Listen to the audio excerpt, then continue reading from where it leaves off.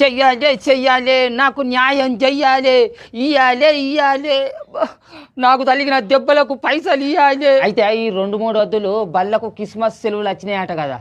అయితే ఇల్లందులో ఉంటే నా చిన్న బిడ్డ పిల్లగాలని తీసుకురాపో, 2-3 వద్దులు ఇంటికాడు ఉండిపోతారు అని ఇల్లందుకు తోలింది ముసలి. బస్సులో ఆడోళ్ళ సీట్లు మొగోళ్ళ సీట్లు ఏ సీటు ఖాళీగా ఉన్నదే, ఏ సీట చూసినా ఆడోళ్ళే ఉన్నారు.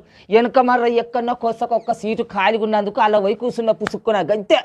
మళ్ళీ వచ్చే స్టేషన్లో ఆడోళ్ళు అందరూ ఎక్కి, ఏ ముసలోడలే మా ఆడోళ్ళ సీత నువ్వెట్లా కూర్చున్నావు అని కుదేసుకుంటా గుద్దిర్రు. మా ప్రతి ఒక్క మొగోళ్ళ తిప్పల కూడా గీదే. బస్సులల్లా మొగోళ్ళను గౌరవించడం మన సాంప్రదాయం.